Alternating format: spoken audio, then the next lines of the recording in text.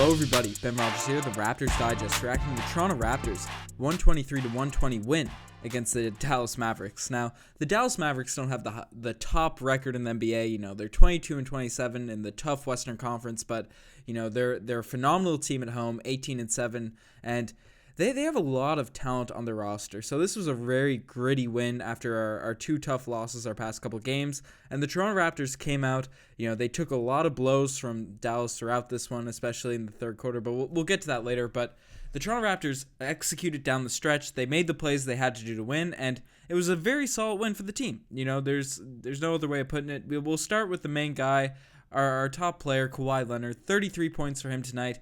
10 of 23 from the field, not super efficient, but 10 rebounds, 3 assists, and really got us the buckets, especially down the stretch when we needed them. 10 for 11 from the free throw line, and really took over this game down the stretch. Kawhi Leonard, down the stretch of games, he's consistently shown to get good shots, you know, aside from that fadeaway against the Houston Rockets, which really wasn't his fault. It was just an unfortunate play call, but you know, Kawhi Leonard just executes. He does what needs to be done to win games, and it's really awesome to see. It's really awesome to have a player that does that night in, night out. It's never really a standout thing when he does it, because he's just at such a high level. He's such a high caliber player. It's expected on a night-to-night basis. You know, he had 33 points tonight. You wouldn't have even expected watching this game. I love what Kawhi's done defensively. He does a great job.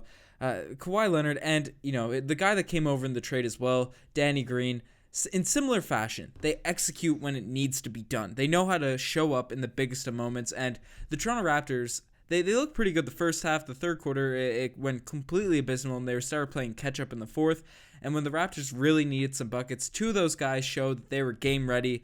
They were ready to rock when the lights were at its highest, you know, when the game could have gotten out of control. And, you know, the Dallas Mavericks have a player like that as well. Luka Doncic is absolutely ridiculous for that team. I got to give him a lot of credit. He had a lot of tough shots tonight. He had a 30-point triple-double. He's a rookie.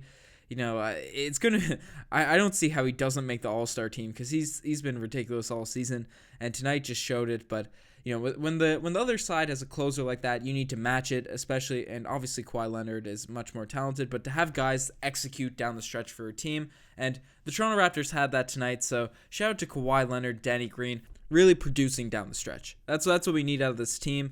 You know, obviously we'd like to have the game not super close by the end of it, not to have a complete collapse, but that's how it goes. That's how it goes with the Toronto Raptors. It's a tough season. We're in the lull stage for top tier teams, and Toronto, despite a couple losses here and there, we've come out and we've been solid. Our team's dealt with a bunch of injuries as of late. You know, we have guys coming in and out of the lineup. We have our team's leader, not our best player, but our leader, who's just had back injections, steroid injections in his back. Those chronic injuries are super tough to handle. This right now could be a recipe for a collapse of a Toronto Raptors team. You know, there's a lot of people critical of this team as of late, which is completely fair. You know, there's some definite flaws with this roster, and we've spoke them to death over the past couple weeks. But the fact that we are still pulling out wins, you know, against some pretty solid teams. You know, Dallas, as I mentioned, 18-7 at home. This was a very solid win for the Toronto Raptors. And I mentioned Kawhi and Danny. Kyle Lowry's a guy he literally has chronic back issues. It sucks as fans, you know. I know a lot of people are complaining about he's our max contract guy and he needs to be better, and I agree. We've been out here being critical of Kyle Lowry, how he needs to improve if he's going to be the second best player on a championship team. That still holds true after tonight. But 3 of the last 4 games, he has looked better. You know, with exclusion of the last one, Kyle Lowry has been better 3 of the last 4 games. He continues to be adamant about how he has to play through this chronic injury and has to get through it, get the feel right. And you know, no one knows his body more than he does, so I trust that he's making the right decision along with the trained Toronto Raptors medical staff. But despite the ups and downs for Kyle Lowry, it's nice to see him have aside from the last one, a nice stretch of games where he's been pretty consistent. You know, he's hit a few threes. He hit 5 threes tonight. Kyle Lowry, 19 points, 9 assists, 5 rebounds. A very Kyle Lowry-esque stat line. You know, this is the type of game we want to see from Kyle if he's going to be the player at the level we want him to be at. If Kyle Lowry can play like he did tonight on a consistent basis, the Toronto Raptors will be absolutely fine. Should get out of the East. No worries. If Kyle Lowry's playing like this, it's just getting that consistency, doing it on a night-to-night basis. And when you're injured, when you have a chronic issue like this, it's going to be hard. But hopefully he can work his way through it and figure out how to adjust to his older and aging body, which is unfortunate, but it happens to everyone. And yes, I agree with the comment section that we should be critical of Kyle Lowry when he isn't playing well, especially with such a responsibility he has to this roster, being the leader, being the second best, most talented player. Obviously there's a lot of debate in the comment section about Pascal Siakam overtaking him for that, but regardless, Kyle Lowry's the engine. We need him playing at a high level, and hopefully as he progresses through this injury, he'll be better. He'll be better, and he showed signs of improvement tonight. I really like the way he played. He's been facilitating at an extremely high level. He hit a few threes. He shot 50% from the three-point line tonight. The one thing that I would like to see with Kyle Lowry more is get to the rim more often. He's such a good slasher. He's such a good player at finishing around the rim. He has that mass where if he gets hit, he can still finish through contact despite his size. So I wouldn't mind seeing him switching up his game a little bit, not being too reliant on the three-point shot. He had 14 shots tonight, 10 of them were threes. So maybe switch it up a little bit for Kyle Lowry. Get that. I think that would make him be more consistent when the shot isn't going down. But all in all, solid game for Kyle Lowry. Pascal Siakam started off this game really well, but kind of tailed off towards the end of it. 14 points, 5 rebounds for Pascal tonight. Maybe I mentioned at the end of last podcast, I want to see the offense run through Pascal Siakam a little bit more.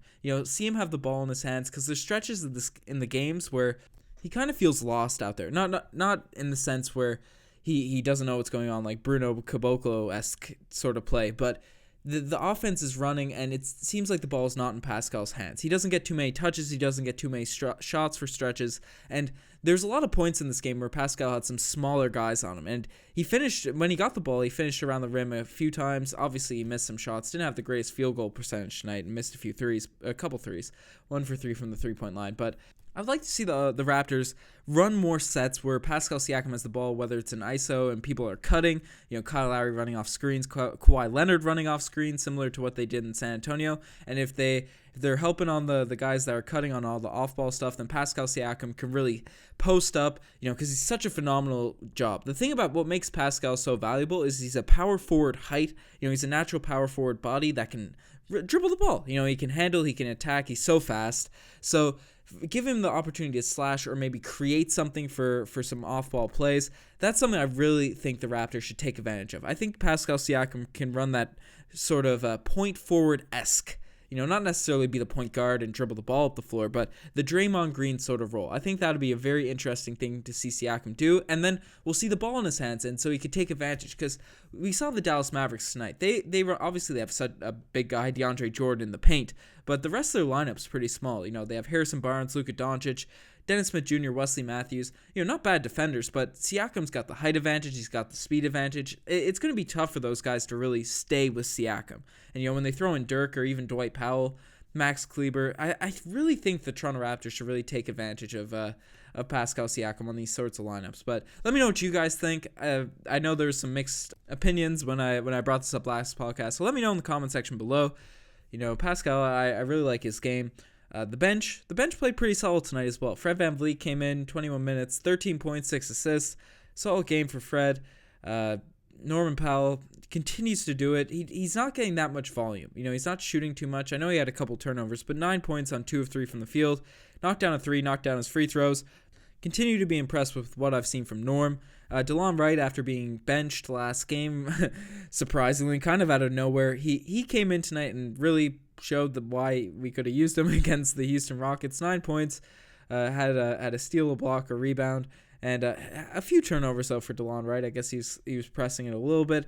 No CJ, no Patrick McCaw tonight, which was interesting. We barely saw Greg Monroe, so we're seeing the rotation get cut down a little bit, and I don't mind that. I really don't mind that, especially when Jonas comes back. He's really going to be the last guy that's going to be in the rotation out of these players. So, get them the run while they can. Patrick McCaw had that one solid game. Didn't really show it in the minute that he had last game. So maybe give Patrick McCaw another chance at some point. But I like that we're starting to see a fixed rotation and a lot of stuff coming up. But we're going to swing it straight into the segments. Tonight, the Kawhi You Doom like that play of the day. It's got to go It's got to go to that stretch at the end of the game where Kawhi and Danny Green really took it over. They really took it over. Kyle Lowry to 3. Just the whole end of this game, because the Raptors closed at such a high level. They closed this game. It was really good. I know Norman Powell had a dunk at the beginning of this game, which was pretty awesome. But Yeah, when Kawhi's out here closing games, you gotta give him the Kawhi you do him like that play. But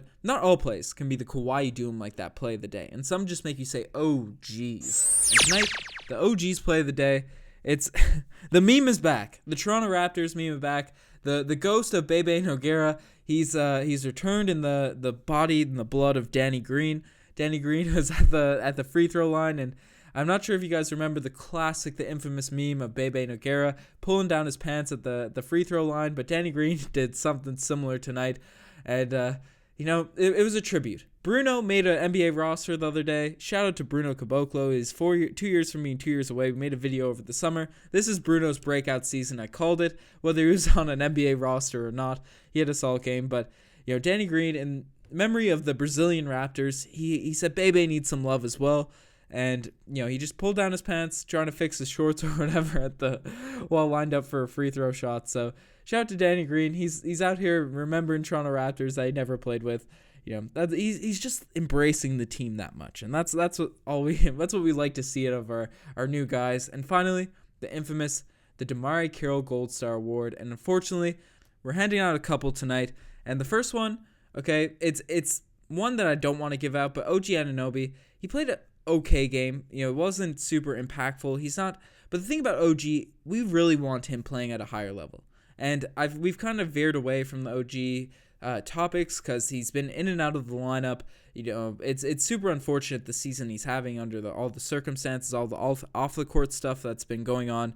But regardless, I said this back in November, and Riker kind of debated me on this, and we'll see what happens. But I decided that February was the arbitrary month where OG was going to really start turning his season around, and people probably forgotten that. So I want to remind people, and we haven't really been talking about OG, and people have been saying in the comment section, what's on the go with him, and we've thrown out some tweets. We're throwing out polls, questions to you guys, and I'm saying February is when OG is it's going to be OG's breakout month.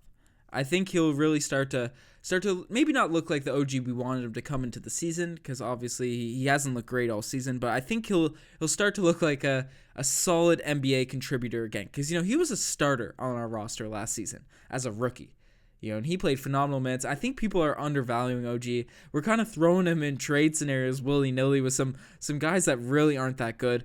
I think I'm just making a prediction. You guys might call me crazy in the comment section, but I have a feeling the month of February, OG is going to start turning it around. But we'll see then. That's just a hot prediction right now. But he gets the Damari Carroll Gold Star Award for his performance right now, and we'll see how he improves. We'll see how it goes. If he's playing this kind of poorly and struggles in the month of February, March, if it leaks into then I'm going to start to be worrying. But I'm not worrying in the long run, the long-term situation with OG right now. But if you're underperforming, you're getting the Damari Carroll Gold Star Award. And Serge Ibaka, he really didn't have it too well tonight.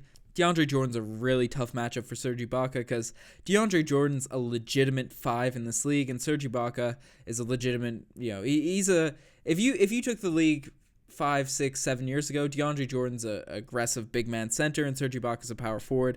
So it's tough for him to match up with DeAndre, especially defensively, because DeAndre can block up the paint. He's a phenomenal defender, and he kind of got the best of Serge tonight.